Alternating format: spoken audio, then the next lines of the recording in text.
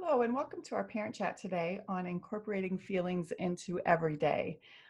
Feelings are a big thing with kiddos, and learning how to talk about feelings and normalizing the feelings that they're experiencing is a good way to um, help kiddos with self-regulation, understanding what things feel like, and how to handle those feelings as little children.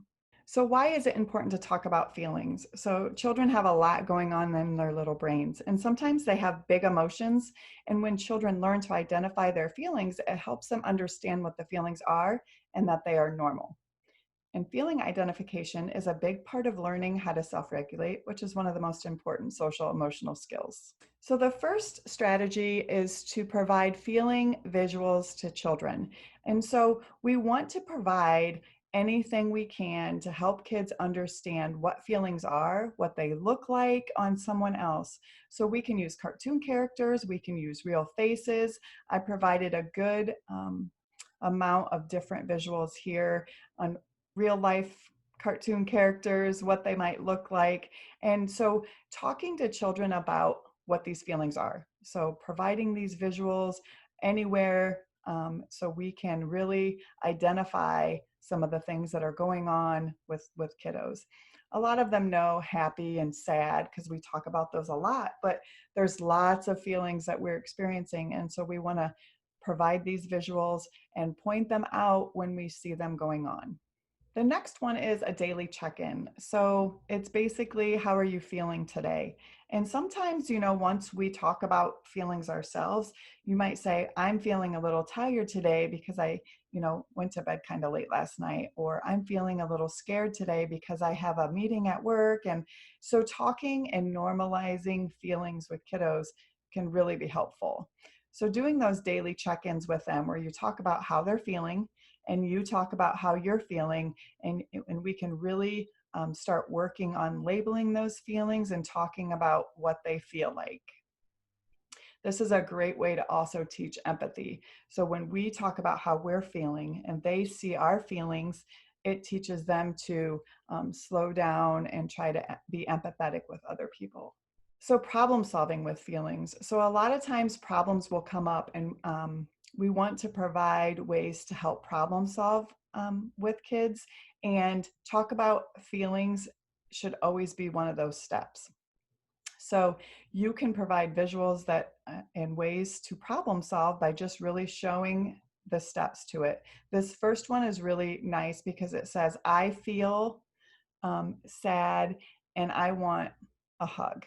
Okay, so you can help them, by just showing them this sheet and saying, tell me how you're feeling, and what do you need to make it feel better. And so we can really start problem solving with kiddos at a really young age just by showing these things and walking them through that process. Another example here that I included is 4 different steps, and maybe this is for a little bit older, preschool, first grade, things like that, where we really get them to stop, name the feeling, pick a calm down strategy, and then problem solve on how to solve the problem. So we're really getting them to start that self-regulation process by stopping, naming the feeling, picking something that's going to help calm our bodies down, and then let's problem solve on how we can solve this problem so it doesn't happen again, or solve it so they feel better. Story time. So incorporating feelings into story time is a great way to talk about feelings. Now, there's lots of books that talk about feelings, and those are awesome, fantastic. And I included a couple of them here. The Way I Feel, Let's Talk About Feeling Angry. But we really don't need feelings books to talk about feelings, because every story really has feelings that we can say things like, how do you think that made him feel? Or how would you feel in that situation? And so we can ask those questions and talk about feelings in every book that we read with kiddos. Games and activities. So there's lots of games that we can play with kids that incorporate feelings. I included a couple here. Flashcards. There are some really great ways to talk about feelings with kids is show them a face and ask them, how do you think this child's feeling in this and identify it, and then say, how did you know that? And get them to read those social cues that the pictures are offering. Matching games, these are really cute matching games that you can use. These are like emoticons and monsters, and they have the same feeling, and you have to match them up because they might look a little bit different, but it's the same feeling. Feelings bingo is a really cute way to put all these little ones on here, and when you read off a feeling, they have to look for it. So they might not be able to read, but they can look at the feelings faces and be able to identify what those feelings are.